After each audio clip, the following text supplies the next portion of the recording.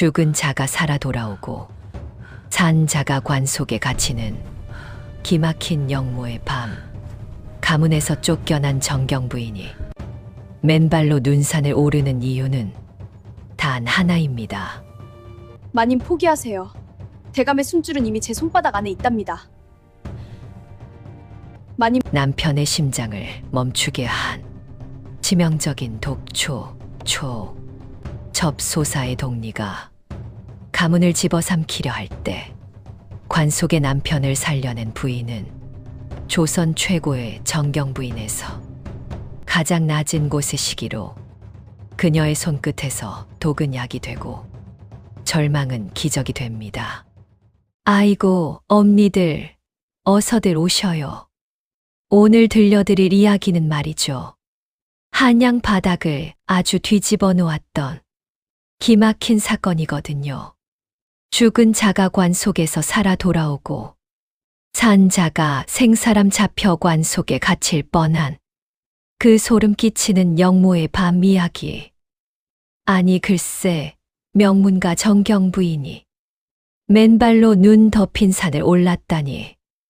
이게 도대체 무슨 일인가 싶으시죠?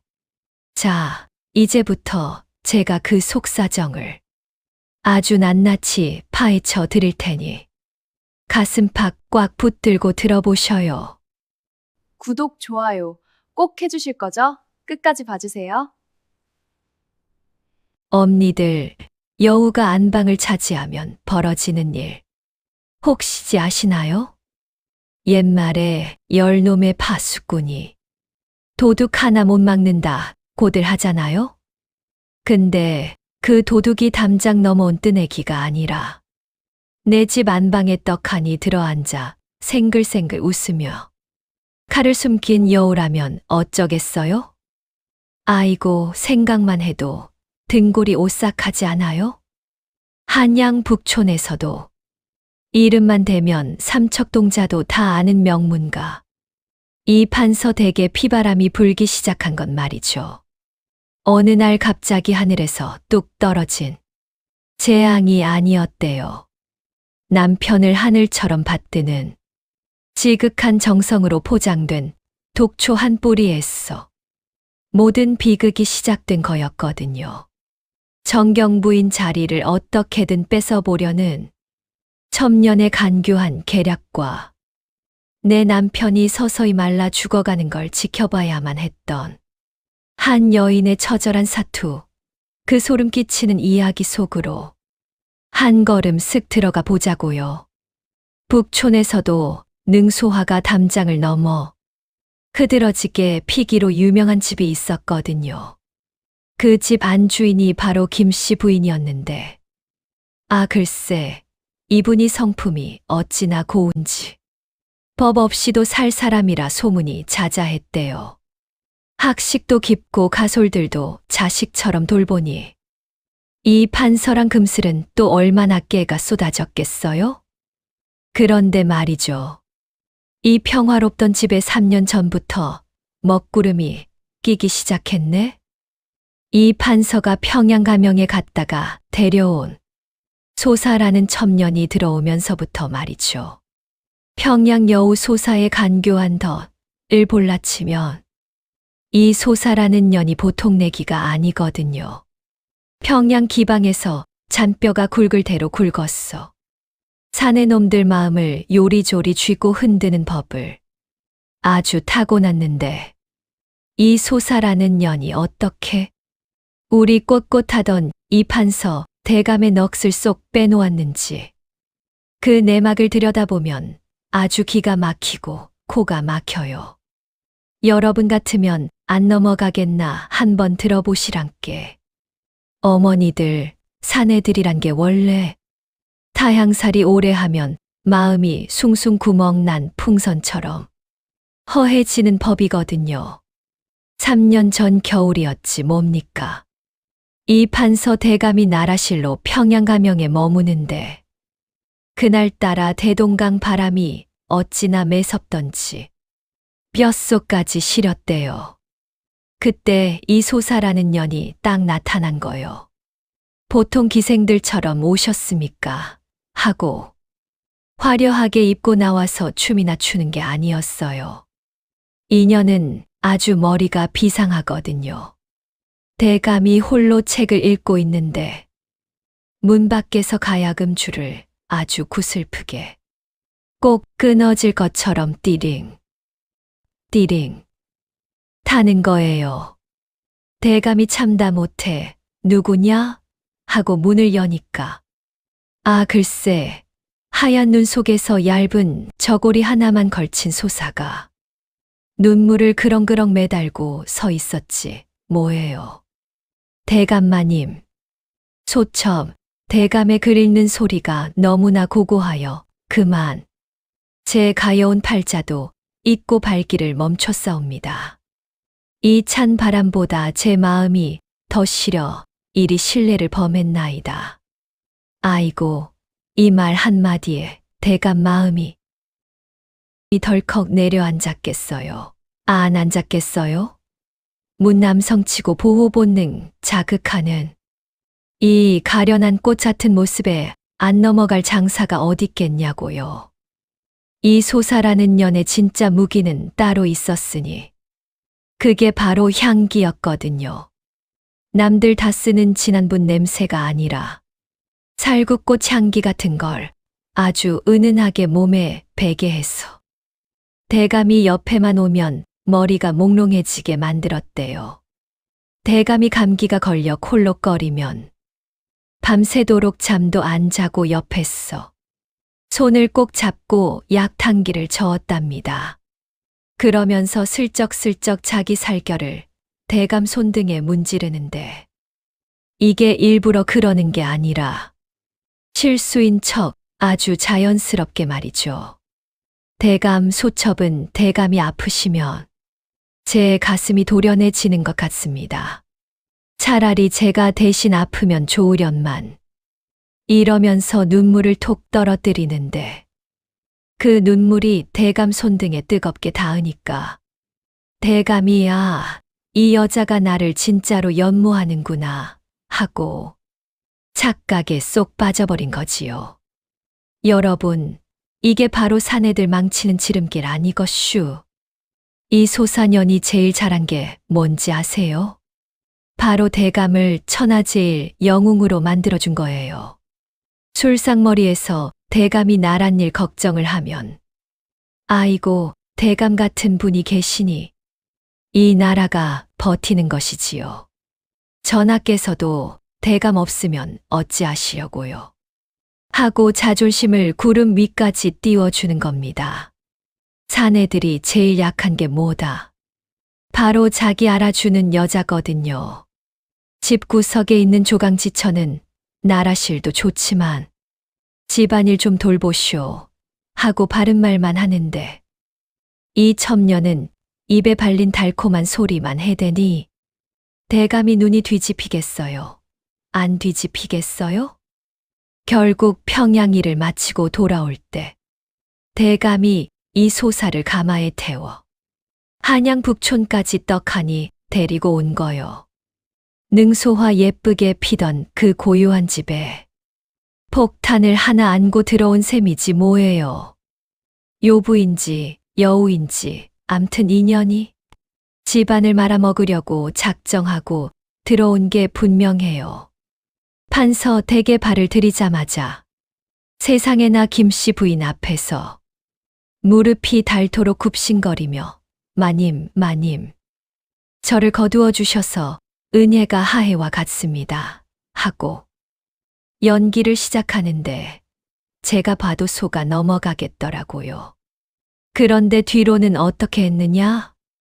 하인들 하나둘씩 자기 편으로 매수하고 대감이 먹는 보약이며 음식에다 이상한 걸 섞었는지 대감이 갈수록 소사 말이라면 파트로 매주를 쏜다 해도 믿게 된 거지요. 대감마님, 우리 대감께서 전하의 총애를 한 몸에 받으시니 시기하는 무리가 오죽 많겠습니까? 혹여 기력이라도 쇠해지시면 이 가문이 어찌 될까가. 소첩은 밤잠을 설친답니다. 그러니 마님이 주시는 음식도 좋지만 제가 특별히 구한 이 약재를 꼭 드셔야 합니다. 아, 글쎄, 이게 다 대감을 위하는 척하면서 김씨 부인하고 사이를 멀어지게 하려는 수작이었던 거예요. 대감은 그것도 모르고 허허 솟아. 내가 나를 생각하는 마음이 가상하구나 하며 껄껄 웃는데, 아이고 대감님아, 그게 다 당신 무덤 파는 소리인 줄 왜 모르쇼. 어머니들, 이 소사라는 년이 이제 겨우 발을 들였을 뿐인데 벌써 집안 공기가 싸해지지요? 이 불여우가 앞으로 김씨 부인을 어떻게 내몰고 이 판서를 어떤 지옥으로 끌고 가는지. 아유, 다음 대목은 더 기가 막혀요. 겉으로는 김씨 부인 앞에서 마님, 마님 하며 굽신거리더니 뒤로는 야금야금 집안 권력을 다 갉아먹고 있었던 거지 뭐예요. 대감마님, 우리 대감께서 전하의 총애를 한 몸에 받으시니 시기하는 무리가 오죽 많겠습니까? 혹여 기력이라도 쇠해지시면 이 가문이 어찌 될까가. 소첩은 밤잠을 설친답니다. 아이고, 말이나 못하면 밉지나 않지. 소사는 매일 아침 정성이라는 탈을 쓰고 탕약을 다렸대요. 고향 평양에서 가져온 신비한 비방이라며 사탕발림을 해대니까 이 판서도 허허 소사가 나를 생각하는 마음이 기특하구나 하면서 그 사발을 꿀꺽꿀꺽 비워냈던 거지요. 하지만 우리 해안 깊은 김씨 부인 눈에는 무언가 이상했거든요. 아, 글쎄, 천하를 호령하던 건장한 남편 안색이 날이 갈수록 창백해지더니 나중에는 은은한 청보랏빛까지 띠는 게 아니겠어요? 부인이 걱정돼서 대감, 안색이 너무 안 좋으십니다. 의원을 불러 진맥이라도 받아보시는 게 어떠할지요? 하고 물었더니 이 판서 대답이 가관이에요. 혀가 꼬여서 어눌한 목소리로 허허. 부인, 괜찮소. 소사가 준 약만 먹으면 몸이 불덩이처럼 뜨거워지면서 기운이 솟는 것 같단 말이오. 다만 손끝이 좀 저리고 감각이 없는 게 이상하긴 하구려. 엄니들 손끝이 저리고 감각이 없다니. 김씨 부인은 가슴 한 구석이 서늘해지는 걸 느꼈대요. 부인이 친정아버지가 남겨주신 동의보감을 밤새도록 뒤적였거든요. 그러다 중독 편했어. 심장을 조여오는 글귀를 발견했지 뭡니까. 즉 투구꽃 뿌리는 성질이 몹시 뜨겁고 독이 강하여 잘못 쓰면 사지가 뒤틀리고 혀가 굳으며 끝내 심장이 멈춘다. 그 순간 부엌 쪽에서 풍겨오는 그 한약 냄새 속에 숨겨진 비릿하고도 맵싸한 향취가 부인의 코끝을 찔렀어요. 그건 분명 죽음을 부르는 향기, 초였던 거예요. 여러분, 세상에서 제일 무서운 독이 뭐라고 생각하셔요? 비상, 투구꽃 아니에요. 바로 사람 눈을 멀게 하는 거짓된 눈물이지요.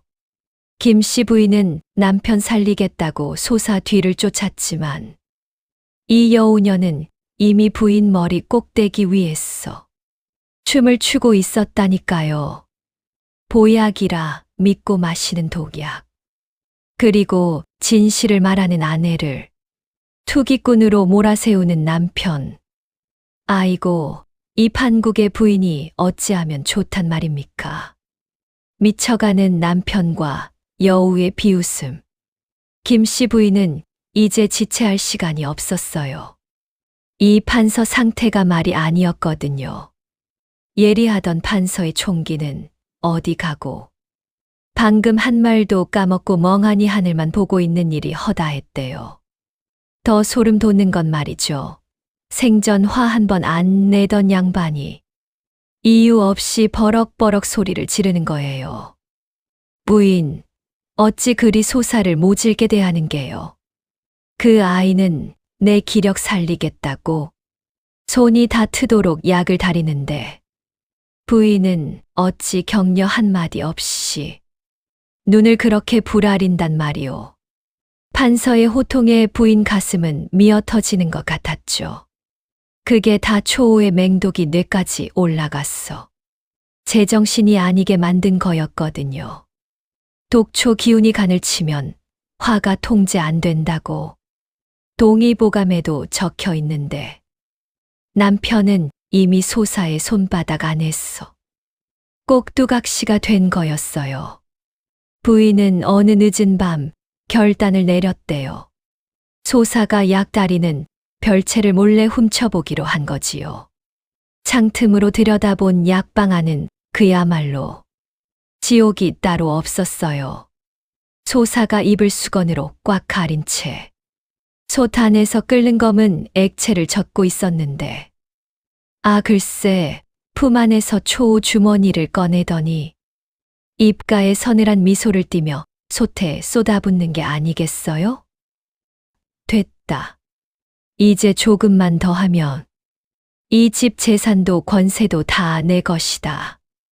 고고한 마님도 곧 쫓겨날 신세니까. 부인은 그 소리에 심장이 멎는 줄 알았대요. 증거를 잡겠다고 문을 박차고 들어가려는데 그만 발밑에 나뭇가지를 밟고 말았네. 바스락. 역공을 펼치는 소사와 갇혀버린 부인. 소사가 누구냐 하고 소리를 지르더니 금방 표정을 싹 바꿔서 이 판서 방으로 달려가 흐느끼기 시작하더라고요. 대감, 마님이 무서워 소첩은 더 이상 여기 못 있겠습니다. 약다리는 내내 밖에서 감시하시니 혹여 무슨 짓이라도 할까가 겁이 나 견딜 수가 없어요. 판서는 도끼에 취해 판단력이 흐려질 대로 흐려진 상태라 소사의 눈물이 천둥 소리보다 무겁게 들렸던 거죠. 부인, 정령 이리도 옹졸한 사람이었소. 정경 부인 채통이 어찌 이리 무너졌단 말이오. 부인은 억울해서 무릎을 꿇고 빌었대요. 대감, 소사가 다리는 약에 초라는 독초가 들어 있습니다. 대감의 마비 증세는 다 그 독 때문이에요. 하지만 이 간교한 년이 미리 약재를 도라지랑 감초로 싹 바꿔치기 해둔 거 있죠. 판서는 붉게 충혈된 눈으로 부인을 노려보며 선언했대요. 당분간 안채에서 한 발자국도 나오지 마시오. 다시 한번 소사를 해치려 한다면 가문에서 당신 이름을 지을 것이오. 아이고, 이 판국의 소사는 부인을 보며 비릿하게 웃고 있으니 보는 사람 피가 거꾸로 솟지 않겠어요? 엄니들, 사람이 가장 미치고 팔짝 뛸 때가 언제인지 아셔요? 사랑하는 사람이 죽어가는 걸 뻔히 보면서도 잠긴 문고리 하나를 못 열어 발만 동동 구를 때거든요. 안채에 갇힌 지 사흘째 되던 날 밤, 집안 공기가 평소랑 다르게 아주 서늘했대요. 죽음의 그림자가 지붕 위를 덮고 있었던 거죠. 부인이 창사를 잡고 남편 방을 보는데 갑자기 들려오는 비명소리. 대감, 대감, 정신 차리세요. 몸이 왜 이리 차갑게 식으시는 겁니까? 소사의 그 가증스러운 외침에 부인은 직감했죠. 드디어 초호의 맹독이 남편의 심장을 꽉 움켜쥐었다는 걸요. 부인은 곁에 있던 놋대야를 들어 문고리를 미친 듯이 내리쳤어요. 깡, 깡, 쾅. 문 열어라. 대감이 위험하시다. 이 천한 여우녀나 당장 문 열지 못할까. 평소 정숙하던 부인의 입에서 서슬퍼런 고함이 터져 나왔지만 문 밖 소사의 수아들은 꿈쩍도 안 했대요. 오히려 소사가 문 앞까지 다가와 나직하게 속삭이는데. 마님, 포기하세요. 대감은 이미 강을 건너고 계십니다. 이제 주인은 저니까. 마님은 조용히 죄인이 되어 떠나시죠. 맨발의 탈출, 목숨을 건 약초 찾기. 하지만 우리 부인, 여기서 주저앉을 분이 아니었거든요. 내가 아니면 대감을 살릴 사람이 없다. 부인은 방 안을 샅샅이 뒤졌어. 친정에서 비상용으로 챙겨온 감초 몇 볼이라 검은 콩 한 줌을 찾아냈어요. 해독의 기본은 감두탕이지만 초호의 독엔 백하지, 약초 기운을 모은 백초 해독탕이 필요해. 부인은 창틀을 뜯어내고 그 좁은 틈으로 몸을 던졌대요. 비단 옷은 다 찢어지고 살갗이 긁혀. 피가 철철 나는데도 아픈 줄도 몰랐대요. 뒤에서는 전연 잡아라 하고 소사의 머슴들이 횃불 들고 쫓아오는데 매서운 겨울바람 속에 버선발로 거친 산길을 달렸던 거예요. 얼어붙은 계곡 앞에 멈춰선 부인. 뒤에는 쫓아오는 무리들. 앞에는 차가운 물속. 부인은 결심한 듯 차가운 물속으로 발을 담갔습니다. 살아야 한다. 살아서 대감을 살릴 약초를 구해야만 한다. 어둠 속에서 부인은 기억을 더듬으며 산속 깊은 곳으로 향했습니다. 자, 엄니들, 과연 맨발의 정경 부인은 그 깊은 밤 설산에서 남편을 살릴 해독초를 찾아낼 수 있을까요? 그리고 저 사악한 여우 소사를 처단하고 가문을 지켜낼 수 있을까요? 아이고, 이야기가 너무 절박했어서 저도 숨이 다 가쁘네. 이 뒤에 이어지는 기막힌 반전과 복수극. 제가 숨 좀 돌리고 바로 들려드릴 테니 절대 어디 가지 말고 딱 기다리셔요. 아셨죠? 엄니들, 옛말에 여우가 범의 가죽을 쓰면 온 숲이 떨고 첩이 안방을 차지하면 가문의 뿌리가 썩어 문드러진다고 했잖아요? 지금 이 판서 대꼴이 딱 그 짝이었지 뭡니까?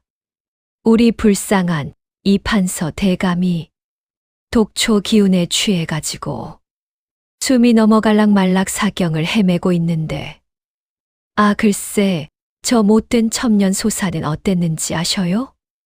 눈물 한 방울은커녕 장롱 깊숙이 넣어뒀던 화려한 비단옷을 떡하니 꺼내 입고는 벌써 안방마님 행세를 하고 있었단 게요. 아이고 천불이 나도 유분수지. 안 그래요?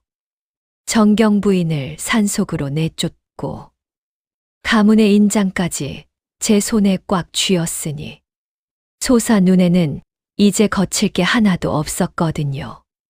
이 요물 같은 년이 독한 술을 사발로 들이키면서 흐흐흐 이제 이 넓은 집구석도 저 기름진 논밭도 싹 다 내 것이다.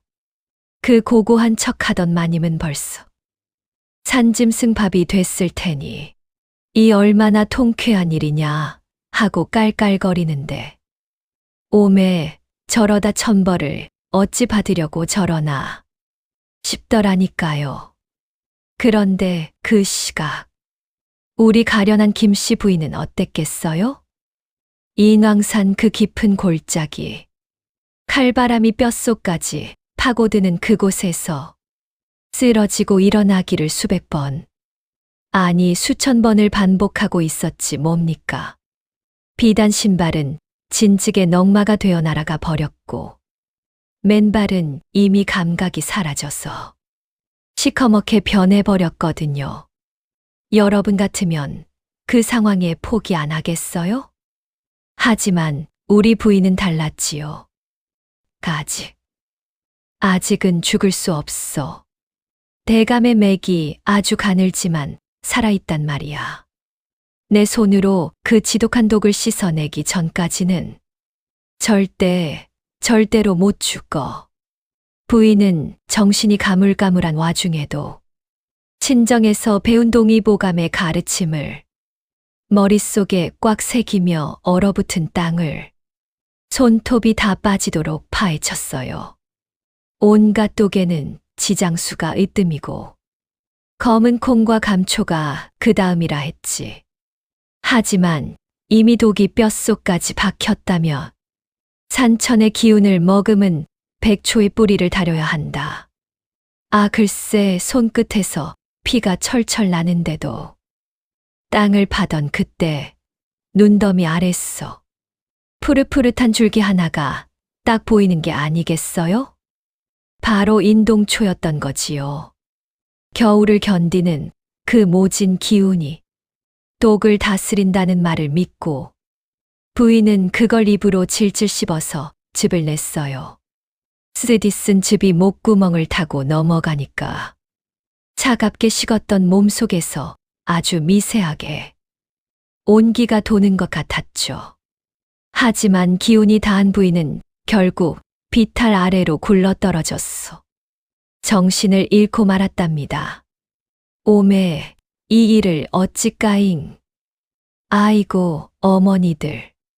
자, 이제 부인이 비탈 아래로 굴러떨어졌어. 정신을 잃었잖아요? 그 차가운 눈바닥에 쓰러져 있는데. 아, 글쎄. 이 가련한 마님의 머릿속에 참말로 꿈인지 생시인지 모를 환상이 펼쳐지는데 이게 어찌나 짠한지 제 눈시울이 다 뜨거워지네요. 한번 들어보셔요.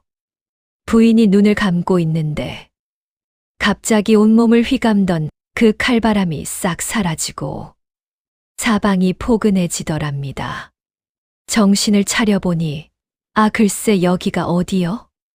바로 부인이 시집 오기 전 친정집 뒷마당에 능소화가 흐드러지게 피어있던 그 봄날인 거예요. 따사로운 햇살이 어깨 위로 쏟아지는데 부인은 자기가 피투성이 손을 한 줄도 모르고 그저 예쁜 분홍색 저고리를 입고 꽃 구경을 하고 있더란 말이죠. 저 멀리서 아가, 우리 예쁜 딸아 하는 소리가 들려 고개를 돌려보니 세상에 돌아가신 지 오래된 친정어머니가 인자한 미소를 지으며 양팔을 벌리고 서 계신 게 아니겠어요? 부인이 너무 좋아서 어머니 하고 달려가 그 품에 쏙 안겼는데 어머니 품이 어찌나 따뜻하고 보드라운지. 그래, 고생 많았다. 이제 다 잊고 엄마랑 여기서 꽃 구경이나 하며 쉬자꾸나 하시는데 아유, 그 말이 어찌나 달콤하던지 부인도 모르게 스르르 눈이 감기더랍니다. 아, 이제는 아프지 않아도 되겠구나. 이제는 좀 쉬어도 되겠구나 싶었던 거지요. 그런데 바로 그 순간 꽃대골 갔던 마당 한편에 갑자기 시커먼 먹구름이 확 끼더니 관에 갇혀 피를 토하던 남편 이판서 대감의 목소리가 들려오기 시작했어요. 부인, 나를 두고 어찌 혼자 가려 하오 하는 그 절박한 외침이 귀를 찌르는데 부인이 깜짝 놀라 뒤를 돌아보니 남편이 관 속에서 살려달라 허우적거리고 있더란 말입니다. 그때 어머니가 부인의 손을 꼭 잡으며 아가, 한 걸음만 더 오너라. 그럼 이 고통도 끝이다. 하시는데 부인은 눈물이 펑펑 쏟아지는 거예요. 눈앞에 어머니 품으로 가면 평안하겠지만 저 어둠 속에 홀로 남겨진 남편을 생각하니 발이 안 떨어지는 거지요. 어머니, 죄송해요. 저 사람이 저를 기다려요. 제가 안 가면 대감마님이 돌아가셔요. 부인이 어머니 손을 놓고 남편을 향해 기어가는 그 순간, 아까 씹어 삼켰던 인동초에 그 지독하게 쓰고 비린 맛이 입안에서 확 퍼지면서 꿈이 산산조각이 나버렸어요. 대감, 대감 하고 비명을 지르며 눈을 뜨려는데 몸은 천근만근이고 손끝은 타들어가는 것처럼 아픈데 그 지독한 고통이 오히려 아, 내가 아직 살아있구나 하는 생의 의지를 깨워버린 거지요. 여러분, 이게 바로 사랑의 힘 아니것슈. 제 목숨이 꺼져가는 그 와중에도 남편 살리겠다고 그 따뜻한 어머니 품을 마다하고 차가운 현실로 돌아온 거예요. 참말로 가슴이 미어지는 노릇이지요. 그렇게 한참을 생사의 문턱에서 허우적대다가 겨우겨우 눈을 떴는데 아이고, 여기는 또 어디래? 정신을 차려보니 코끝을 찌르는 알싸하고도 향긋한 약초 냄새가 방 안에 진동하는 작은 오막살이었대요. 뜨끈한 화로 위에서는 약탕기가 보글보글 끓으며 구수한 김을 내뿜고 있고 벽면 가득 채워진 약상자 앞에는 허리가 기역자로 굽은 노인 하나가 돋보기를 쓰고 약재를 고르고 있었는데 아 글쎄 이분이 누구냐? 인왕산 깊은 골짜기에 숨어 살며 죽어가는 사람도 살려낸다는 그 전설적인 명예 백운 노예 어르신이었던 거예요. 참말로 천운이지요? 부인이 비탈을 굴러 내려온 곳이 하필이면 노예 어르신이 약초 캐던 길목이었으니 이게 바로 하늘이 돕는다는 말이 아니고 뭐겠어요. 어머니들, 이제 부인이 이 전설의 명의를 만났으니 이 판서 대감을 살릴 비방을 드디어 얻게 될까요? 아니면 소사 그 불여우가 또 무슨 회방을 놓을까요? 정신이 드느냐? 내 발을 보니 하루만 늦었어도 싹둑 잘라내야 했을 텐데. 명줄 하나는 참으로 질기구나. 노인의 말에 부인은 제 몸 아픈 줄도 모르고 노인 발복을 잡으며 매달렸어요. 어르신, 제발 저 좀 살려주십시오. 아니, 제가 아니라 제 남편을 살려야 합니다. 초호에 중독되어 지금 숨이 꼴딱꼴딱 넘어가고 있어요. 노이가 날카로운 눈빛으로 부인을 쓱 쳐다보더니 묻더라고요. 초호라, 그것은 귀신도 잡아가는 무시무시한 독초다. 그런데 너는 어찌하여 그 독초의 정체를 아는 것이냐? 부인은 눈물을 강물처럼 쏟으며 소사 그 여우 같은 년의 악행과 동의보감으로 독을 알아낸 사연을 낱낱이 털어놓았지요. 노인은 길게 한숨을 내쉬더니 부인의 정성에 감복했는지 해독의 정수인 백초해독탕 비방을 전수해주기 시작했어요. 이게 단순히 약재만 섞는 게 아니거든요. 황토를 가라앉혀 얻은 지장수의 맑은 기운에다가 서리를 맞고도 꼿꼿이 견딘 칡뿌리의 생명력, 그리고 무엇보다 중요한 이독제독의 원리, 독초의 성질을 역으로 이용했어. 독을 때려잡는 그 깊은 비법을 말이죠. 어머니들, 세상 천지의 가장 잔인한 일이 뭔지 아셔요? 아직 숨이 붙어 있는 사람을 관 속에 쳐넣고 대못질을 하는 거예요. 소사 그녀는 이제 눈에 뵈는 게 없었거든요. 대감이 살아있다는 게 들통나면 제 목이 날아갈 판이니 아예 산 사람을 송장으로 만들었어. 땅에 묻어버리려고 작정을 한 거죠. 내일 새벽에 바로 발인을 할 것이다. 대감께서 생전에 조용한 걸 좋아하셨으니 절차 따위 따지지 말고 서둘러 산소로 모시도록 해라.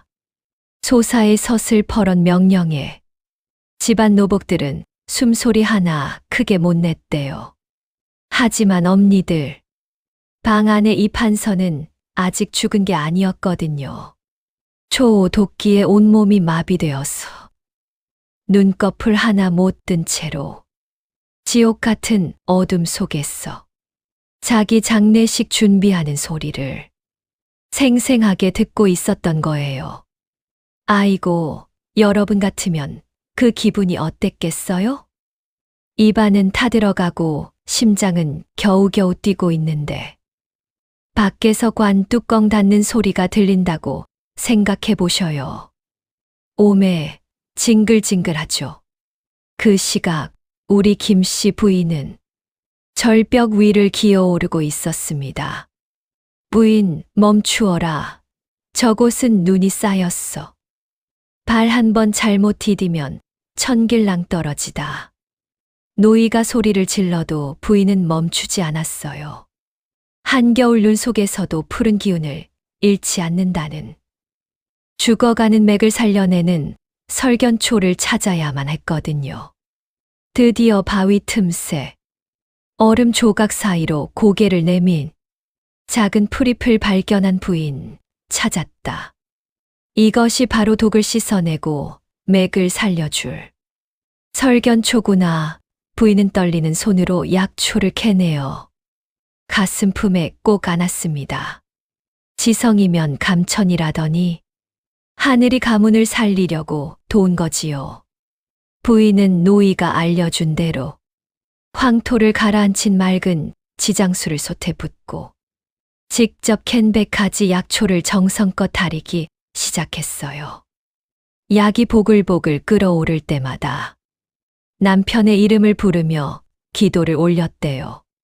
그건 단순히 약이 아니라 부인의 생명과 맞바꾼 혈청이나 다름없었죠. 어르신, 약이 완성되었습니다. 이제 하산하겠습니다. 지금 가면 내 목숨도 위험하다. 소사의 수하들이 산길목마다 지키고 있을 터인데. 노이가 걱정하며 말렸지만 부인의 눈빛은 이미 호랑이보다 더 매서웠어요. 제 목숨은 이미 산길 구덩이에서 버려졌을 때 끝난 것입니다. 지금 제 몸속에 흐르는 피는 오직 대감을 살리기 위해 끓고 있어요. 부인은 탕약을 식지 않게 품에 단단히 갈무리하고 매서운 눈보라를 뚫고 산을 내려가기 시작했어요. 발등은 이미 동상으로 문드러져서 피가 뚝뚝 흐르는데도 부인의 눈은 그 어느 때보다 형형하게 빛나고 있었죠. 판서댁 마당에서는 이제 막 관을 묶는 밧줄 소리가 끼익끼익 들려오고 있었거든요. 소사는 회심의 미소를 지으면서 자, 이제 뚜껑 닫아라 하고 명령을 내리던 그 찰나 쾅! 수라간 뒷문을 박차고 들어온 사람이 누구였겠어요? 흙먼지와 피로 범벅이 되어서 몰골은 말이 아니지만 정경 부인의 그 서슬퍼런 기계만은 잃지 않은 우리 김씨 부인이었지 뭡니까? 이 천한 여우녀나 당장 그 관 뚜껑에서 손 떼지 못할까? 내년의 죄악은 오늘로 끝이다. 아이고 엄니들, 이제 드디어 결전의 순간이 왔구먼요. 우리 부인이 가져온 저 신비한 백초의 독탕이 과연 남편의 멈춰가는 심장을 다시 뛰게 할 수 있을까요? 그리고 저 사악한 소사녀는 대체 어떤 처참한 말로를 맞이하게 될까요? 자, 뒷문을 박차고 들어온 부인을 보고 마당에 모인 사람들 시선이 어땠겠어요? 일제히 쏠렸지 뭐예요. 그런데 그 몰골이 말이 아니었거든요. 비단옷은 갈기갈기 찢겨서 누더기가 됐고 동상으로 쩍쩍 터진 발에서는 시뻘건 핏물이 뚝뚝 흐르는데 오매 그런데도 눈빛만큼은 굶주린 범처럼 형형하게 빛나고 있더란 말이죠. 저 요물 같은 소사녀는 어땠겠어요? 소스라치게 놀라가지고 뒤로 엉덩방아를 찌르며 나자빠졌는데, 아, 글쎄, 인연이 보통 내기가 아니잖아요? 금방 안색을 싹 바꾸더니 악을 바락바락 쓰는 거예요. 저 미친년이 어디라고 감히 나타나느냐? 우리 대감을 독살하려다 도망친 대역죄인이 귀신이 되어 돌아왔구나. 여보게들, 저 미친 여편네를 당장 끌어내지 않고 무얼 하느냐? 소사가 부리던 머슴들이 몽둥이를 들고 개떼처럼 달려드는데, 아휴, 제가 다 가슴이 조마조마하더라고요. 그런데 우리 부인 눈 하나 깜짝 안 하시대요. 품 안에서 김이 모락모락 나는 약사발을 딱 꺼내 높이 치켜들더니 서슬퍼런 목소리로 외치는 거예요. 이것은 인왕산 백운 산천에 100가지 약초를 달인 백초해독탕이다. 대감께서는 돌아가신 게 아니라 초호의 독에 잠시 신맥이 멎은 것뿐이란 말이다. 비켜라, 내 남편을 내가 살리겠다. 그렇게 소리를 지르면서 부인이 관을 향해 기어가는데 저 나쁜 머슴놈들이 몽둥이질을 해대는 거예요. 어깨가 내려앉고 등에 시퍼런 피멍이 드는데도 부인은 그 약사발 하나만큼은 깨질세라 쏟아질세라 가슴에 꼭 품고 기어갔어요. 엄니들, 세상에 이런 지독한 사랑이 또 어디 있겠어요? 문상객들도 이 처절한 광경에 얼어붙었어. 손가락 하나 못 까딱하고 구경만 하는데 마침내 부인이 관 모서리를 꽉 잡았지 뭡니까? 그때 소사 그 독한 년이 달려들었어. 부인 머리채를 휘어잡고 흔드는데, 이년, 죽은 시체에 무슨 수작이냐? 당장 포도청으로 가자. 부인이 머리카락이 뽑히는 고통 속에서도 소사의 손을 뿌리치며 외쳤어요. 놓아라, 이 독한 년. 너는 대감이 깨어나는 게 무서운 것이지. 내 죄가 만천하에 드러날까봐 겁이 나는 것이지. 그러고는 관 속으로 몸을 휙 던져서 차갑게 식어버린 남편의 입술을 억지로 벌렸어요. 그런데 엄니들 아셔요? 초호 중독이 무서운 게 아관긴급이라고 했어. 턱 근육이 돌덩이처럼 굳어버리거든요. 입이 도무지 안 벌어지는 거예요. 부인이 어떻게 했겠어요? 자기 손가락이 부러질 정도로 힘을 줘서 남편 입을 열더니 그 안으로 자기 손가락에서 흐르는 핏물과 함께 뜨거운 약을 한 방울 한 방울 흘려 넣었대요. 대감, 제발 이 약을 삼키십시오. 저의 정성과 산천의 기운을 믿고 제발 한 모금만, 딱 한 모금만 드시옵소서. 탕약이 남편 목구멍으로 꼴깍 넘어가는 순간 그 시끌벅적하던 초상집이 아주 찬물을 끼얹은 듯이 조용해졌어요. 소사녀는 사색이 되어 벌벌 떨고 있고 부인은 남편 가슴에 귀를 대고 제발 제발 하며 기도를 하는데, 아, 글쎄, 굳게 닫혀있던 이 판서의 손가락 끝이 미세하게 까딱 거리는 게 아니겠어요? 어머니들, 죽은 줄 알았던 사람이 갑자기 온몸을 뒤틀면서 시커먼 핏물을 쏟아낸다고 생각해 보셔요. 구경하던 사람들은 아이고 머니나 저 미친년이 결국 시체에 독을 부었어. 확인 사살을 하는구나 하면서 비명을 지르고 난리가 났죠. 하지만 우리 부인은 남편 가슴을 미친 듯이 쓸어내리며 울부짖었어요. 나오너라, 우리 대감 골수를 갉아먹던 동물들아. 싹 다 나오너라. 약사발이 목구멍을 타고 내려가자마자 고요하던 관 속에서 기이한 소리가 들렸대요. 꾸르르 쿠르르, 마치 잠자던 용이 깨어나듯 남편 뱃속에서 천둥 같은 소리가 울리더니 차갑게 식어있던 얼굴이 순식간에 대추 빛처럼 붉게 달아오르는 거예요.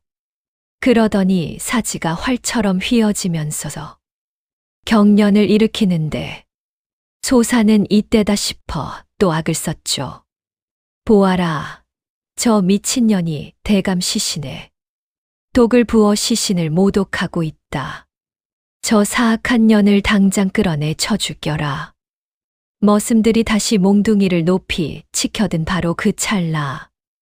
우외에 이 판서 입에서 분수처럼 시커먼 액체가 콸콸 터져 나왔어요. 그게 그냥 피가 아니에요. 썩은 시궁창 냄새랑 매운 초호 향이 뒤섞인 아주 끈적끈적하고 검은 독혈이었거든요. 동의보감에 이르길 강한 해독제가 뼛속에 박힌 독을 밀어낼 때 이런 명현 현상이 일어난다고 했잖아요? 죽어가는 몸이 살려고 스스로 독을 뱉어내는 처절한 몸부림이었던 거죠. 대감 더 뱉으셔요. 다 토하셔야 삽니다. 부인은 제 옷이 검은 피로 범벅이 되든 말든 남편 등을 두드렸고 시커먼 동물을 대어 섯사발이나 토해내던 판서의 호흡이 점차 안정이 됐어요. 그리고 마침내 굳게 닫혀있던 눈꺼풀이 파르르 떨리더니 서서히 열리는 게 아니겠어요? 초점이 없던 눈동자에 생기가 돌면서 이 판서가 자기를 안고 우는 부인을 가만히 쳐다보며 말했어요. 부인. 갈라진 목소리였지만 분명한 남편의 목소리였죠. 마당은 아주 정적이 흘렀고 죽은 자가 살아 돌아온 기적 앞에 사람들은 무릎을 털썩 꿇었답니다. 하지만 딱 한 사람, 소사년만은 아니었지요. 이 년은 이제 제 목이 날아갈 걸 직감하더니 눈빛이 미친 사람처럼 번뜩였어요. 대감이 살면 나는 죽는다. 차라리 여기서 둘 다 죽여버리고 도망가야지. 소사가 제단 위에 있던 날카로운 식칼을 획 집어 들더니 남편 품에 안겨 우는 부인의 등을 향해 전력으로 달려들었지 뭐예요.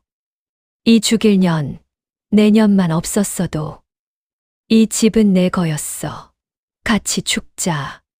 서슬퍼런 칼날이 부인의 등에 꽂히려는 찰나. 아 글쎄, 우리 이 판서 대감이 마비됐던 손을 뻗어 부인을 꽉 감싸 안으며 소사의 손목을 낚아채는 게 아니겠어요? 죽음의 문턱에서 돌아온 자의 그 서늘한 악력이 소사뼈를 으스러뜨릴 듯 조였죠. 네. 이 년. 소사야.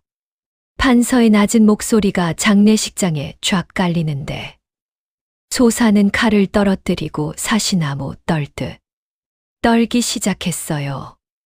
그건 자애로운 남편이 아니라 배신당한 남자의 피 맺힌 사자후였으니까요. 어머니들, 남 죽이려고 판 구덩이에 자기가 쏙 빠지는 것만큼 통쾌한 일이 또 있을까요? 이 판서가 소사 손목을 움켜쥐는 순간 장례식장은 순식간에 심판의 장으로 변해버렸어요. 대감 살려주십시오. 제가 잠시 미쳤나 봅니다. 소사가 발등에 불이 떨어진 듯 빌기 시작했지만 이미 늦었죠. 내 이놈들 소사야. 내가 내 입에 부은 것이 보약이라 했느냐? 판서의 목소리는 낮았지만 아주 청명했어요. 부인이 정성으로 다려온 백초해독탕이 독을 씻어내고 정신을 맑게 깨운 거였거든요. 소사는 바닥에 머리를 짓지으며 거짓말을 해댔지만 판서는 이미 다 알고 있었어요. 독에 마비되어 눈은 감고 있었지만 귀는 열려 있었어. 소사가 재산 문서 챙기며 낄낄거리던 소리며 관 뚜껑 덮으라고 명하던 그 서늘한 음성을 다 들었단 말이죠.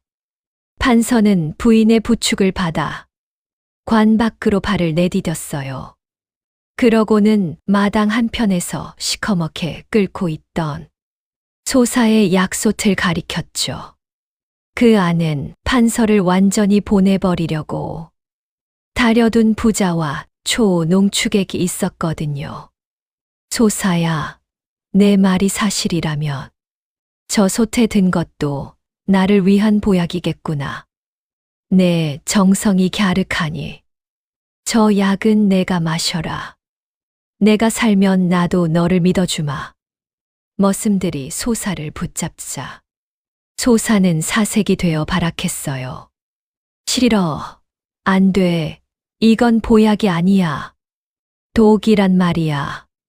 결국 제 입으로 범행을 홀랑 자백해버린 거죠. 일가 친척들은 침을 뱉으며 소사를 비난했고 소사는 관가로 끌려가기 전 미친 듯이 웃으며 자기가 만든 독약을 엎지르고 거품을 물며 쓰러졌대요. 자기가 휘두른 칼에 제 목을 벤 꼴이죠.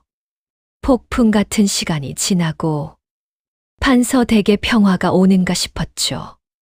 이 판서는 제일 먼저 만신창이가 된 부인의 발을 제 무릎에 올렸어요. 동상으로 터지고 핏물 든 그 발을 보며 판서는 눈물을 흘렸죠.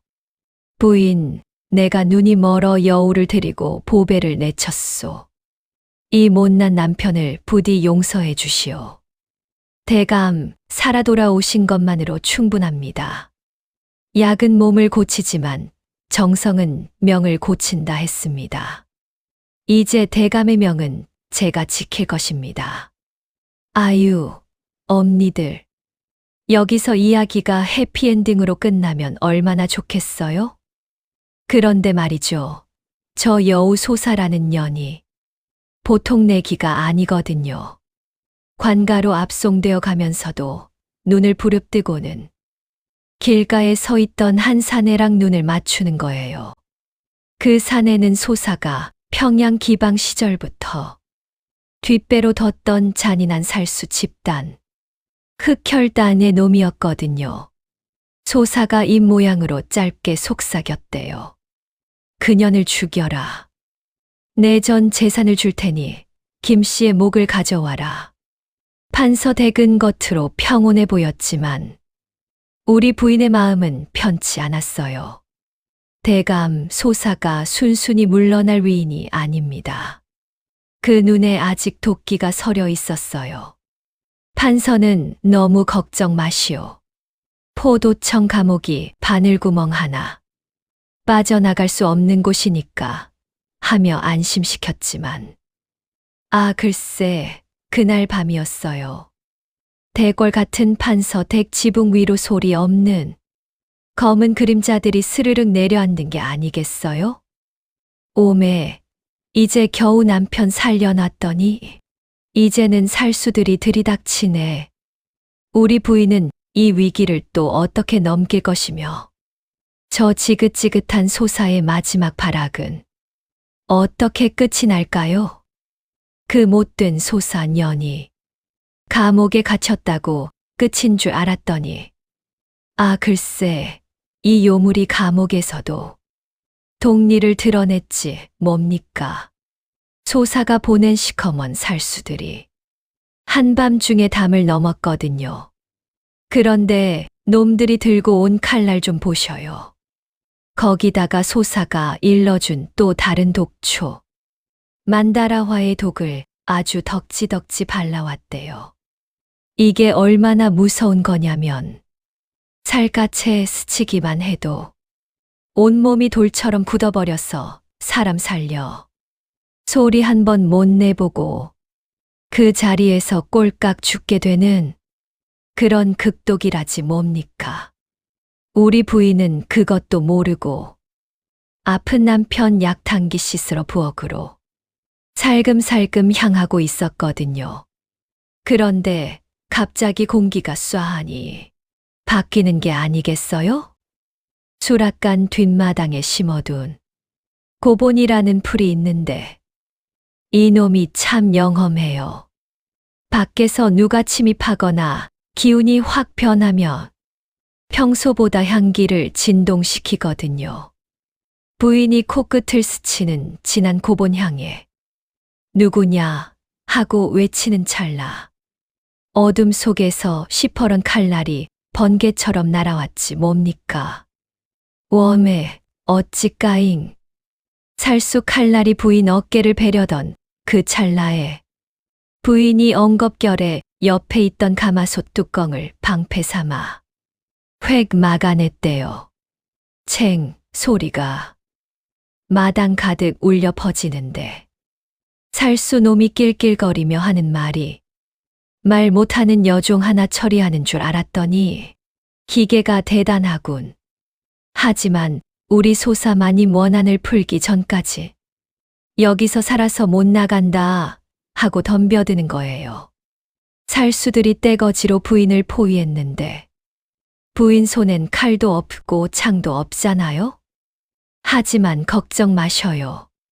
우리 부인에겐 평생 익힌 동의보감 지혜라. 수락관 식재료가 다 무기였거든요. 부인이 화로 위에 있던 고춧가루며 후추, 겨자를 섞어 만든 신랄가루를 획 뿌려버렸대요.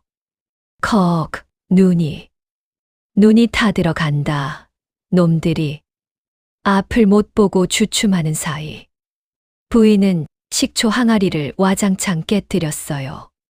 식초의 그 신기운이 만달아 독을 중화시킨다는 걸 알고 있었던 거지요. 내 마당에서 독초 따위는 씨도 안 먹힌다 하고 호통을 치는데 오매 장군이 따로 없더란 게요.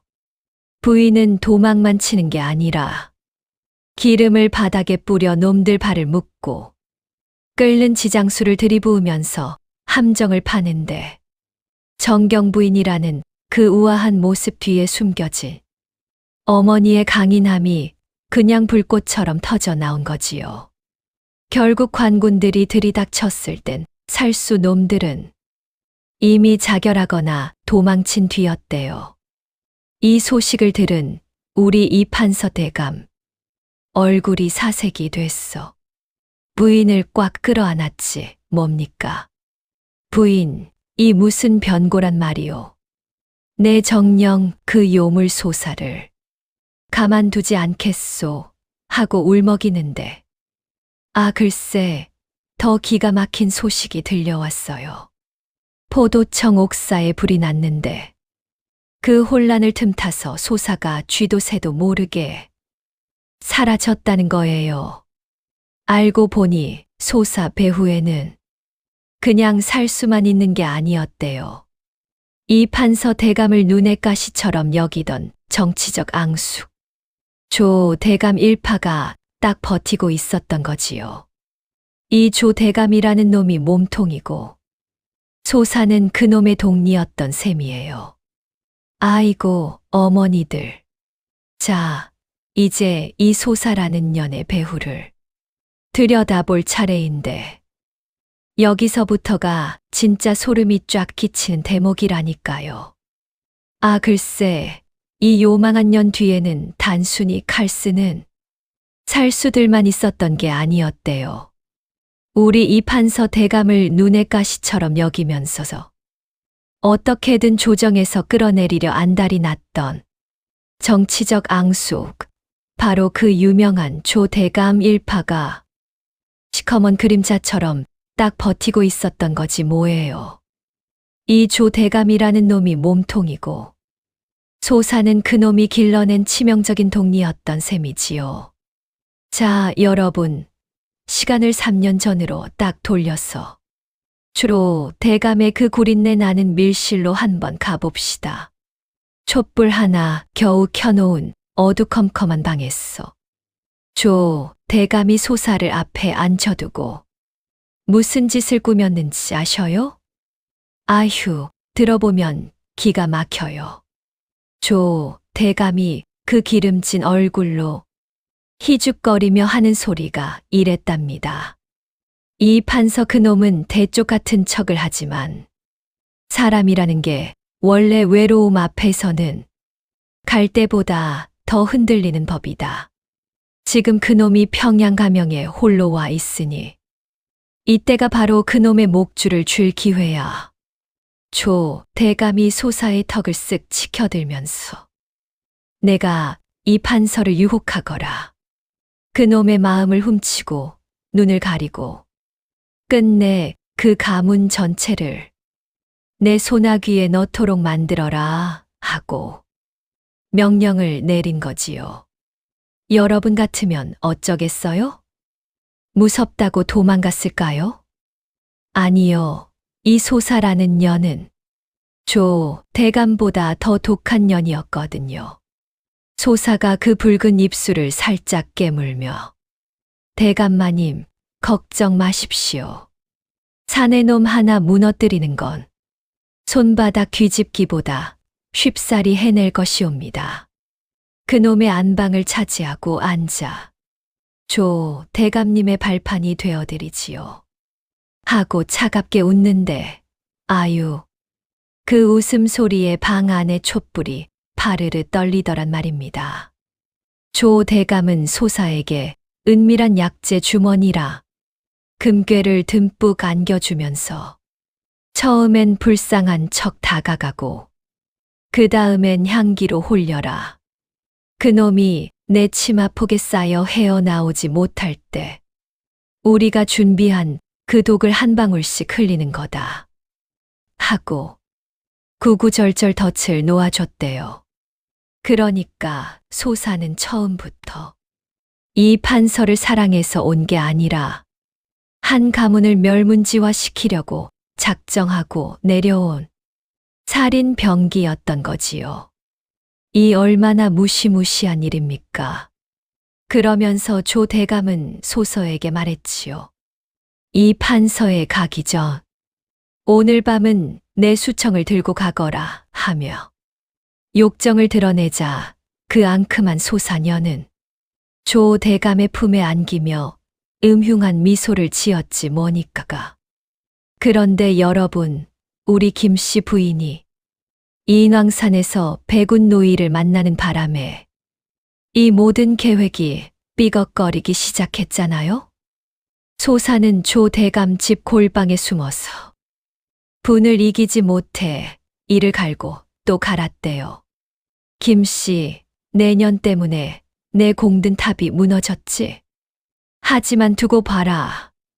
이제는 독초 따위가 아니라 조선 전체를 한 방에 뒤흔들 무시무시한 역병을 이용해주마. 소사가 시커먼 단지에 담긴 역병균을 보면서 미친 듯이 웃어대는데 아유 소름 끼쳐. 이 요물 같은 년이 이제는 나라 전체를 제 무덤으로 만들려고 작정했으니 우리 정경 부인 김씨가 이 도끼를 어떻게 막아낼지 이게 참 기가 막혀서 말이 안 나오네요. 소사는 조 대감의 돈줄을 이용해서 서역에서 건너온 희한한 독약을 구했대요. 이게 그냥 마비되는 게 아니라 우물물에 풀면 사람들이 서서히 좀비처럼 죽어나가는 독병의 씨앗이라지 뭡니까. 이제 우리 김씨 부인은 집안 싸움을 넘어서 조선 백성들을 지켜야 하는 상황이 된 거예요. 부인은 다시 낡은 동의보감을 품에 꼭 안고 독이 산을 넘고 강을 건넌다면 나는 백성들과 함께 그 독을 보약으로 바꾸리라 하고 결심했대요. 엄니들, 세상에서 제일 무서운 살인마가 누군지 아셔요? 칼든 강도가 아니라 물속에 숨은 독이래요. 자고 일어났더니 온 마을 사람들이 피를 토하고 혀가 말려 들어가서 비명도 못 지르니 사람들이 다 역병이라고 도망치기 바쁜데 우리 부인은 그 지옥 같은 마을로 짐을 싸 들고 들어가겠다고 나선 거예요. 남편 이 판서가 앞길을 막아서니까. 대감, 이 독을 지금 못 막으면 다음은 우리 집 우물입니다. 하고 서슬퍼렇게 대답하는데 오매 그 결단이 대단하기도 하지요. 도성박 산막 마을은 그야말로 아비규환이었대요. 멀쩡하던 장정들이 우물물 마시고 사지가 뒤틀려 쓰러지고 어린애들은 고열에 시달리다 까무러치고 관가에서는 역병이라고 마을 입구를 폐쇄하려고만 하는데 우리 부인은 딱 보니까 알겠더래요. 대감, 이건 역병이 아닙니다. 누군가 우물에 정교하게 정제될 초독을 푼 거예요. 판서 대감이 부인, 거기는 죽음의 땅이요. 어찌 가려 하오 하고 붙잡아도 부인은 제가 아니면 이 독을 다 쓸 사람이 없습니다. 하고는 무명옷으로 갈아입고 괴나리 보찜을 맺지요. 마을 입구에서 포졸들이 칼을 들고 막아서니까 부인이 정경 부인 인장을 딱 꺼내 보이며 나는 이 나라 판서의 아내이자 식이다. 길을 비켜라 하고 카리스마를 뿜어냈대요. 마을 안은 지옥이 따로 없었어요. 우물가엔 안악들이 널브러져 있고 공기 중에선 초의 비릿한 냄새가 진동하는데 부인이 마을 중앙 우물물을 길어 올려 햇빛에 비춰보니 맑은 물속에 은은한 핏빛 막이 겹겹이 쌓여 있는 거예요. 이건 평범한 초가 아니야. 짐승피에 절여 독성을 수십 배 키운 혈초로구나. 동의보감에서도 금기시하는 극독 중의 극독이었던 거지요. 부인이 마을 사람들에게 소리쳤어요. 모두 듣거라. 우물물 마시지 마라. 당장 모든 솥에 불을 지펴라. 물을 끓여야 산다. 그런데 그 순간 마을 골목에서 소사가 보낸 검은 복면 살수들이 또 나타났지 뭡니까? 정경 부인. 제 발로 죽으러 왔구나. 저 가마솥 엎고 저 여편네 목을 쳐라. 살수들이 달려드는데 백성들은 겁나서 다 도망가고 우리 부인 혼자 끓는 가마솥 앞을 막아섰어요. 챙, 칼날이 솥뚜껑에 부딪혀 불꽃이 튀는데 부인이 호통을 쳐요. 이 독한 놈들아. 백성 목숨이 장난이냐. 그때 죽어가는 자식을 안고 울던 장정 하나가 돌을 들고 일어났대요. 부인께서 저리 싸우시는데 우리가 보고만 있을 것이냐. 백성들이 괭이랑 낫을 들고 모여드니 살수들도 기겁해서 물러갔지요. 부인이 달인 해독액을 마신 백성들이 하나 둘 살아나는데 이게 바로 생명의 소리 아니겠어요? 하지만 멀리서 이걸 지켜보던 소사는 입꼬리를 쓱 올리며 웃더래요. 이제 진짜 독은 도성 한복판. 임금님이 드시는 어수에 풀릴 것이다. 이 미친년의 타깃이 이제 왕실로 향하고 있었던 거예요. 어머니들, 담장 밑뿌리가 썩으면 대들보가 무너진다는 말이 딱 맞아요. 소사가 이제 대궐 안임금님 수라상에 손을 뻗친 거예요. 왕의 안색이 남편이 알았던 그 푸르스름한 빛으로 변해가는 걸 보고 부인은 이건 나라를 삼키려는 영모다 하고 직감했지요. 하지만 조 대감 권세 때문에 아무도 부인 말을 안 믿어주니 부인이 어쨌겠어요? 화려한 비단옷 다 벗어 던지고 수락관 뒷방 침모로 잠입하기로 한 거예요. 이 판서 대감이 궁궐은 한 번 들어가면 살아서 못 나오 하고 말려도 부인은 신분을 버리면 됩니다. 얼굴에 검댕 묻히고 이름 바꾸면 아무도 정경 부인인 줄 모를 겁니다. 하고는 이 씨라는 가명으로 수락관에 들어갔지요. 겉은 번지르르한 수락관인데 구석구석 소사가 심어놓은 수상한 움직임이 얼마나 많던지 부인은 밤낮으로 일하는 척하면서 임금님 수라상에 올라가는 소금이랑 장을 유심히 살폈대요. 그러던 어느 날 밤 부인이 수락관 구석에서 수상한 그림자를 봤지 뭡니까? 소사의 신복 여종이 궁녀 옷을 입고 소금 항아리에 무언가를 뿌리고 있는 거예요. 부인이 몰래 다가가 그 소금을 찍어 맛보니 짠맛 끝에 혀가 아릿하고 타는 듯한 통증이 느껴지더래요. 어이들도 모르게 소금에 초가루를 섞었구나. 매일 조금씩 왕의 심장을 멈추게 하려고. 부인이 소금을 바꿔치기 하려는데 뒤에서 서늘한 목소리가 들려왔어요. 친모가 밤중에 소금 맛은 왜 보는 것인가? 돌아보니 수락관 총괄 제조상궁이 차가운 눈으로 노려보고 있었지요. 이 상궁이 바로 조 대감한테 뇌물 처먹고 소사랑 한통 속인 핵심 인물이었던 거예요. 제조상궁이 멱살을 잡으려니까 부인이 침착하게 소금에 습기가 차면 임금님 건강에 해롭다 해서 살피던 중이었습니다. 하고는 대나무 숯가루를 꺼내 보여주며 위기를 넘겼대요. 부인의 그 당당한 기세에 제조상궁도 일단은 물러났지만 바로 소사에게 전가를 보냈지요. 소사는 전가를 받고 이를 갈았대요. 친모라고? 이씨라고? 그건 분명 김씨 그년이다. 내 손으로 직접 궁궐에 들어가 그년 가슴에 칼을 꽂아주마. 이제 소사까지 무수리로 변장해서 궁 안으로 들어오려 하니 좁은 수락관에서 정경 부인 김씨와 첩소사의 제2차 전면전이 터지기 일보 직전인 거예요.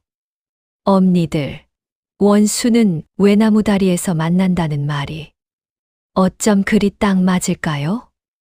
대궐 수락관 뒷마당, 임금님 밥상 준비하는 그 신성한 곳에서 두 여자가 딱 마주쳤지 뭡니까?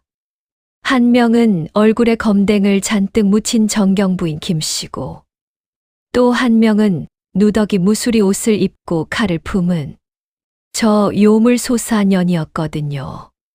서로 눈이 딱 마주치는 순간 웜에 공기가 아주 얼음장처럼 차가워지면서 불길이 확 치솟는 게 아니겠어요?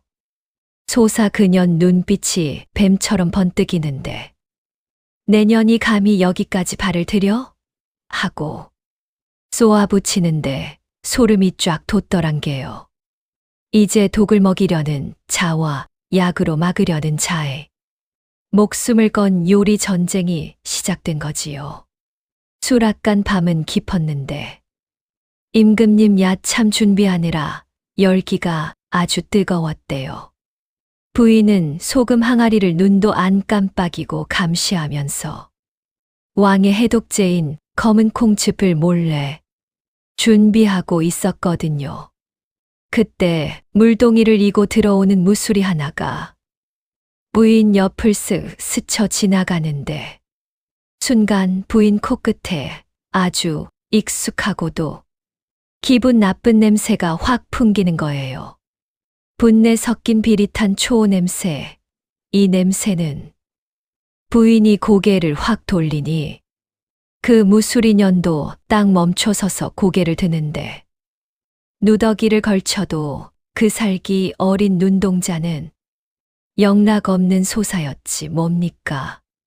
오랜만이구나 형님. 정경 부인 자리가 그리 가벼웠나? 이런 천한 곳에서 바느질이나 하고 있다니. 소사가 낮게 읊조리는데 우리 부인도 주먹을 불끈 쥐었지요. 소사야, 내 죄가 하늘을 찌르는데 감히 여기가 어디라고 나타나느냐? 당장 관군을 부르겠다. 하지만 소사 인연이 비열하게 웃으면서 그러는 거예요. 불러보시지. 그 전에 임금님 심장이 먼저 멈출 텐데. 내 이미 제조상궁이랑 손잡고 오늘 밤 어선에 마지막 한 방울을 섞기로 했거든. 그러고는 슥 사라지는데 부인 가슴이 아주 철렁 내려앉았대요. 하필 오늘 밤은 임금님이 기력 보충하신다고 타락죽을 드시는 날이었거든요. 허연 우유죽이니까 독 색깔을 숨기기엔 이보다 더 좋은 게 어디 있겠어요? 제조상궁이 눈을 부릅뜨고 감시하는 가운데 죽이 끓기 시작하는데 소사 인연이 물 나르는 척하면서 손톱 밑에 숨긴 혈초 농축액을 솥에 털어 넣으려는 거예요. 부인이 가만히 있었겠어요? 하지만 여기서 정체가 들통나면 다 끝장이잖아요. 그래서 동의보감 지혜를 쥐어짜냈지요. 독은 강한 맛으로 숨기지만 맑은 성질의 재료는 독을 밀어낸다. 부인은 바느질 주머니에 숨겨온 말린 연꽃 씨앗이랑 녹두 가루를 꺼냈어요. 이게 아주 기가 막힌 천연 해독제거든요. 상궁마님, 임금님께서 요즘 갈증이 심하시다는데 타락죽에 연꽃 씨앗을 넣으면 화기 내리는데 특효랍니다. 제가 한번 넣어보겠습니다. 제조상궁이 내까짓 게 어디라고 손을 대 하고 막아서니까 부인이 서슬퍼렇게 소리를 질렀대요. 제 목숨을 걸겠습니다. 만약 이 죽을 드시고 임금님 안색이 안 좋아지면 제 목을 치셔도 좋습니다. 웜에 그 기계에 눌려서 상궁도 주춤하는 사이 부인이 연자육이랑 녹두 가루를 죽 속에 팍 투하했지 뭡니까? 솥 안에서 해독 기운이랑 독 기운이 아주 전쟁을 치르기 시작한 거예요. 드디어 죽이 왕의 처소로 나갔어요.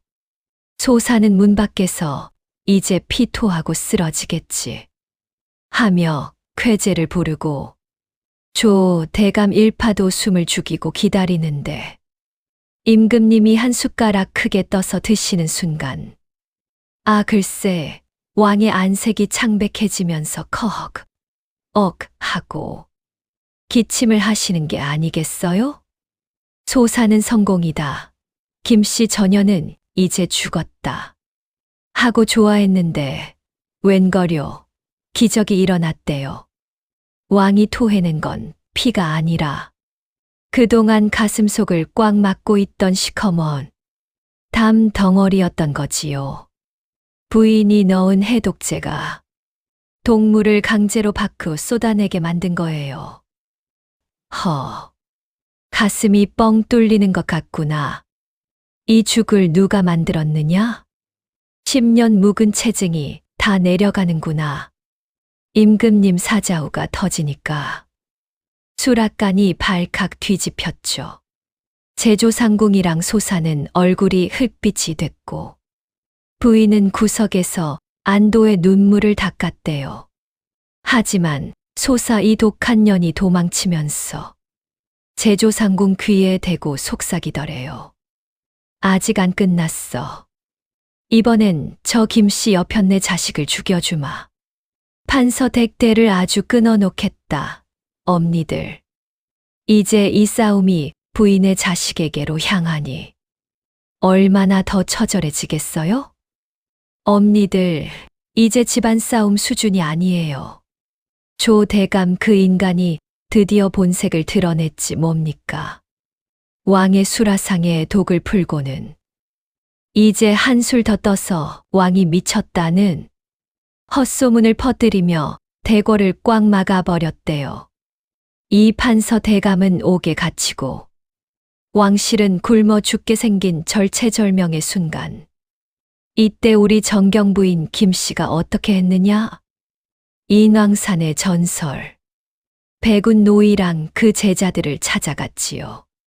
칼은 저들이 쥐었으나 생명은 우리가 쥔다 하고 대반격을 준비한 거예요. 조 대감 사병들이 궁궐을 에워싸고 왕실 보호한다는 핑계로 개미 새끼 한 마리 못 지나가게 하는데 소사 이녀는 제조상궁 끼고 수락관을 장악해서는 말려 죽이든 굶겨 죽이든 내 맘이다 하고 기고만장해 있었거든요. 그런데 부인이 누굽니까? 이미 궁궐을 빠져나가 인왕산 동굴로 달려갔지요. 거기엔 전국의 내로라 하는 시기스 이들이 양망태 메고 모여 있었대요. 부인이 백운 노예 앞에 엎드려 빌었죠. 어르신, 나라의 식맥이 끊겼습니다. 제발 도와주십시오. 노이가 지팡이를 쾅 치더니 의원은 사람만 고치는 게 아니라 썩은 나라도 고치는 법 하면서 제자들을 일으켜 세웠대요. 이들의 무기는 칼이 아니라 독을 씻어내는 백초바의 자였던 거지요. 부인은 제자들과 함께 평범한 주먹밥처럼 보이지만 속은 신비의 비방이 가득한 해독 단자를 만들었어요. 문제는 이걸 어떻게 궁 안으로 넣느냐인데 부인이 친모 시절 봐두었던 수구, 즉 하수구를 기억해냈지요. 오물이 흐르는 좁고 지저분한 그 수구 속으로 부인이 직접 몸을 던졌대요. 내가 앞장서겠다 하고는 해독 단자를 품에 안고 기어가는 그 모습, 아휴, 눈물 없이 못 본단게요. 그런데 조 대감 살수들이 거기 매복하고 있었지 뭡니까? 어둠 속에서 화살이 슉슉 날아오고 옆에 있던 젊은 의원이 어깨에 화살을 맞고 쓰러지는데 부인이 직접 화살촉을 뽑고 지열 가루를 뿌려가며 끝까지 나아갔어요. 그러고는 주변에 있던 쐐기풀을 한 줌 뜯었어. 살수들 눈에 팍 뿌려버렸대요. 놈들이 눈 따가워 죽는다고 나뒹구는 사이에 개구멍을 통과해서 궁궐 안뜰로 쏙 들어온 거지요. 창백해진 왕의 처소 앞에 우리 부인이 나타나 해독 단자를 딱 내미는데 웜에 이게 바로 조선의 마지막 등불 아니겠어요? 어머니들 옛말에 배고픈 호랑이보다 무서운 건 자식 굶긴 어미라고 했지요? 조 대감이랑 소사가 왕실 사람들을 말려 죽이려 할 때 우리 부인이 들여온 해독 단자가 굶주린 궁녀들 입속으로 전해졌거든요. 죽어가던 눈동자들이 다시 번뜩 익기 시작하는 거예요. 우리가 죽으면 나라가 망한다. 가만히 있을 수 없다. 왕의 처소인 강령전은 감옥 같았지만 해독 단자를 먹은 상궁들 얼굴에 화색이 돌자 부인이 속삭였어요. 수락관을 되찾아야 합니다.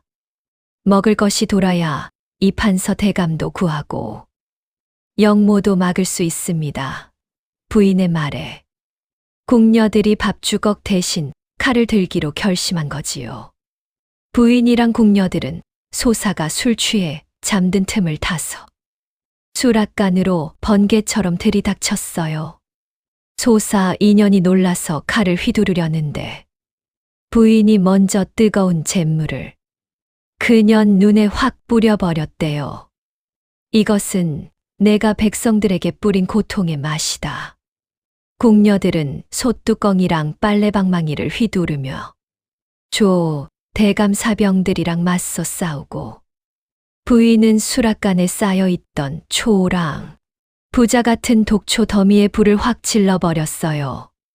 이 불길이 조선의 도끼를 다 태워버릴 것이다.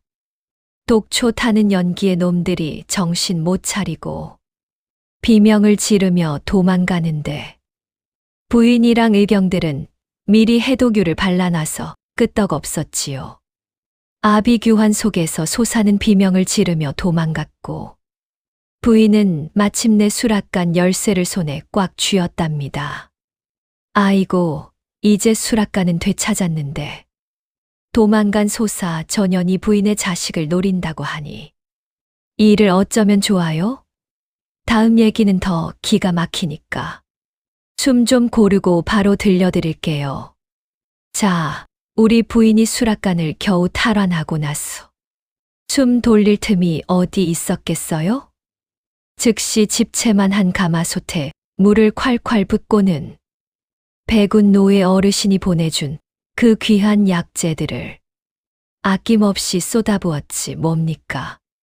그게 바로 임금님을 살리고 저 차가운 옥바닥에서 죽어가는 남편을 깨울 전설의 구국해독탕이었거든요. 아, 글쎄, 솥에서 김이 모락모락 올라오는데 그 향기만 맡아도 정신이 번쩍 들 정도였대요. 부인은 그 뜨거운 해독탕을 품에 안고 의병들과 함께 의금부 지하 옥사로 쏜살같이 달려갔지요. 그런데 아이고, 이를 어째 그곳엔 우리 이판서 대감이 독이 든 물을 마시고 의식을 잃은 채 종이장처럼 쓰러져 있었지 뭡니까? 조 대감 그 천불날 인간이 나중에 뒷말 안 나오게 하려고 마지막 독수를 쓴 거였거든요. 부인이 대감을 붙들고 대감, 정신 차리십시오 하고 울부짖는데 대감의 맥이 이미 끊어질 듯 가냘픈 게 아니겠어요? 여러분 같으면 어쩌겠어요? 눈앞이 캄캄하겠지. 그런데 우리 부인은 달랐어요. 자기 손가락을 이빨로 콱 깨물어서는 그 생피를 남편의 메마른 입술에 적셨지 뭡니까? 제 피를 드시고라도 사셔야 합니다. 대감이 사셔야 저 간악한 조 대감의 영모를 밝히고 나라를 바로잡을 것 아닙니까? 아내의 그 처절한 곡소리가 지하 옥방 구석구석 울려 퍼지는데 오매 그 정성이 하늘에 닿았는지 대감의 눈꺼풀이 파르르 떨리는 거예요. 같은 시각 궁궐 밖은 또 어떻고 백운 노예 제자들이 횃불을 수백 개 들고 궁 정문을 쾅쾅 두드리며 백성을 독살하려 한 조 대감을 처단하라, 왕실을 수호하라 하고 사자후를 토하고 있었으니 안팎으로 아주 난리가 났던 거지요. 드디어 이판서 대감이 눈을 번쩍 뜨더니 부인, 내 정령 꿈을 꾼 것이 아니구려 하는데 아휴, 이제야 살았다 싶더란 게요. 그런데 엄니들 궁지에 몰린 쥐가 고양이를 문다는 말 들어보셨죠? 아니요, 궁지에 몰린 조 대감은 쥐새끼가 아니라 아주 미친 괴물이었지 뭡니까? 수락관 뺏기고 이판서가 살아 돌아왔다는 소식에 이 인간이 궁궐 내 대문에 불을 지르라고 미친 듯이 명을 내렸거든요. 내가 갖지 못할 바엔 잿더미로 만들겠다 하면서 말이요. 불길이 밤하늘을 찌르는데 아, 글쎄, 그 연기 속에 소사가 챙겨온 온갖 독초 가루를 불 속에 확 던져 넣었지 뭐예요. 연기가 보랏빛으로 변해서 피어오르는데 소사가 미친 듯이 웃으면서 이 연기 한 모금만 마셔도 폐가 녹아내릴 것이다. 내년에 그 잘난 약초가 이 연기도 막을 수 있을까 하고 사라지는데 정말 소름이 쫙 돋더란 게요. 왕의 침전 안에서 임금님은 다시 숨을 못 쉬고 쓰러지셨지요. 숨이 쉬어지지 않는구나. 가슴이 타들어간다. 부인은 즉시 상황을 딱 파악했어요. 이건 마시는 독이 아니라 코로 들어오는 기독이라는 걸 말이죠. 부인은 당황하지 않고 외쳤지요. 모두 옷을 찢어 물에 적시십시오. 그냥 물이 아니라 항아리에 남은 식초와 술을 섞어야 합니다. 여러분, 이게 바로 동의보감의 지혜거든요. 독한 연기는 산기가 있는 액체를 만나면 그 기세가 확 꺾인다는 원리였지요. 부인은 임금님과 궁녀들의 입과 코를 그 젖은 천으로 단단히 가리게 해서 위기를 넘겼으니 참으로 대단하지 않습니까? 한편 옥사에서 탈출한 이 판서는 의병단과 합류해서 궁 정문을 단숨에 돌파했지요. 조 대감의 역적 무리를 처단하라. 노이의 제자들은 약초 칼 대신 긴 낫을 들고 사병들과 맞서 싸웠는데 글쎄 이분들이 약초 다루던 솜씨로 살수들의 혈자리를 정확히 콕콕 찔러서 무력화시키는데 정말 장관이었대요. 그런데 그 혼란을 틈타서 소사가 왕의 뒤편 비밀 통로로 슥 숨어들었지 뭡니까? 손에는 임금님 가슴에 직접 꽂을 혈초 독을 바른 은비녀가 들려 있었거든요. 부인의 앞을 가로막은 소사가 결국 이렇게 만나는구나. 내년 때문에 내 야망이 물거품이 됐어. 하고 달려드는데 부인은 피하지 않았어요. 부인의 손에는 남편 살릴 때 쓰던 낡은 약초 칼이 딱 들려 있었지요. 챙, 비녀와 칼이 맞부딪히는데 소사는 광기로 몰아붙였지만 부인은 침착했어요. 이건 살이가 아니라 생명을 지키려는 자의 움직임이었거든요. 소사야, 너는 독초로 사람을 죽이려 했지만 나는 그 독초를 보약으로 바꾸기 위해 피눈물을 흘렸다. 진정한 의의 힘이 뭔지 보여주마. 부인은 소사의 공격을 살짝 흘리고는 노예 어르신께 배운 천도렬 극소를 칼손잡이로 강하게 타격했지요. 커헉, 소사는 숨도 못 쉬고 바닥에 고꾸라졌고 곧이어 이 판서와 의병단이 들이닥쳐 조 대감 일당을 싹 제압했대요. 조 대감은 도망치려다 노예 제자들이 쏜 마취 화살에 맞고 돼지처럼 생포되었지 뭡니까? 그런데 쓰러진 소사가 입가에 검은 피를 흘리며 비릿하게 웃는 게 아니겠어요? 끝이라고? 아니, 내 몸속엔 이미 최후의 독이 흐르고 있어.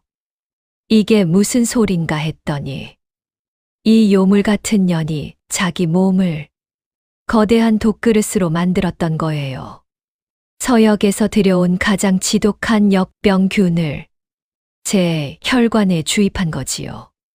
내가 죽으면 내 몸이 터져 나가며 도성 전체를 무덤으로 만들 것이다. 아이고 엄니들, 승리의 기쁨은 잠시였고 순식간에 공포가 궁궐을 덮쳤어요. 소사가 숨을 거두자마자 그 시신에서 보랏빛 안개가 나오는데 근처 병사들이 마시자마자 피를 토하며 쓰러졌거든요. 노예 어르신이 사색이 되어 모두 물러서라. 시신이 부패하기 시작하면 도성 전체가 죽음의 땅이 될 것이다 하고 소리쳤지요. 김씨 부인은 결연한 표정으로 남편의 손을 놓았습니다. 대감, 저 시신을 그대로 두면 내일 아침 도성 백성 절반이 눈을 뜨지 못할 것입니다. 제가 들어가야 합니다. 부인, 제정신이요? 저곳은 지옥보다 더한 독방이요. 남편이 만류해도 부인은 확고했지요. 부인은 약초 더미를 들고 소사의 시신이 있는 밀실로 들어가 스스로 문을 걸어 잠갔어요. 이건 살아 돌아올 기약이 없는 생사방으로 들어간 거였지요. 밀실 안에서 부이는 타오르는 열기와 도끼에 맞서 사흘 밤낮을 사투를 벌였대요. 시야는 흐려지고 폐는 찢어질 듯 아픈데도 소사가 먹었던 독초 찌꺼기를 분석하고 자기 몸에 나타나는 반응을 일일이 기록했으니 참으로 눈물겨운 일 아닙니까? 마침내 문 아래로 핏자국 섞인 종이 한 장이 밀려 나왔지요. 거기엔 만고해독탕의 비방이 적혀 있었어요.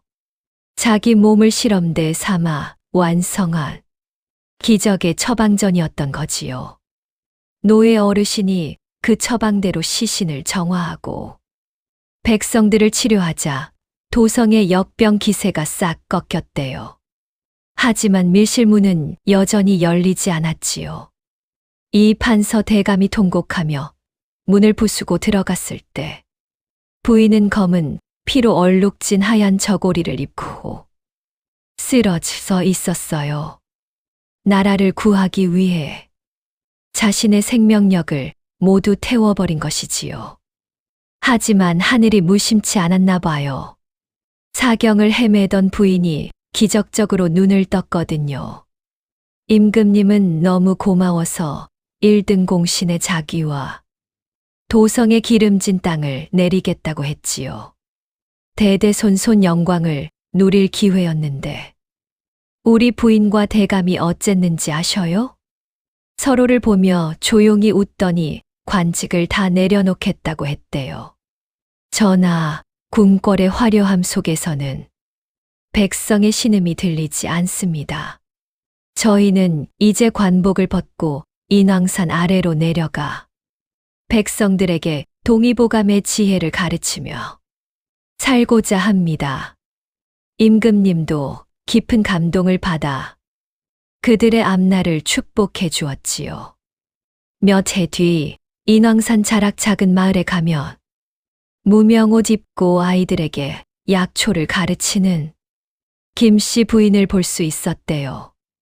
옆에선 이 판서 대감이 칡과 감초를 수확하고 말이죠. 부인은 늘 아이들에게 이렇게 말했대요. 세상에 나쁜 약초는 없다. 다만 나쁜 마음이 있을 뿐이지. 권력의 풍파를 견디고 독초의 저주를 사랑으로 이겨낸 우리 정경부인 김씨. 그녀는 이제 한 가문의 안주인이 아니라 조선 백성 모두의 어머니, 의원으로 영원히 기억될 것입니다. 어머니들, 우리 김씨 부인의 파란만장한 이야기 가슴 뭉클하게 보셨나요? 우리 삶에 닥친 고난이라는 독초도 부인처럼 지혜롭게 다스린다면 분명 인생의 귀한 보약이 될 거예요. 엄니들, 우리 주위에 널린 잡초들을 보셔요. 봄의 도심이든 시골이던 척박한 땅에서도 잘 자라는 민들레. 이게 우리 몸의 독을 푸는 가장 좋은 약재인 건 아시나요? 약식동원 생각해보면 민들레는 가장 구하기 쉬우면서 가장 좋은 약효를 가지고 있답니다. 오늘도 여러분과 함께 긴 이야기 나누어 고맙습니다. 이 대서사시가 마음에 쏙 드셨다면 구독과 좋아요로 함께 해주셔요. 댓글로 약식동원 정보도 함께 나누면서요. 감사합니다.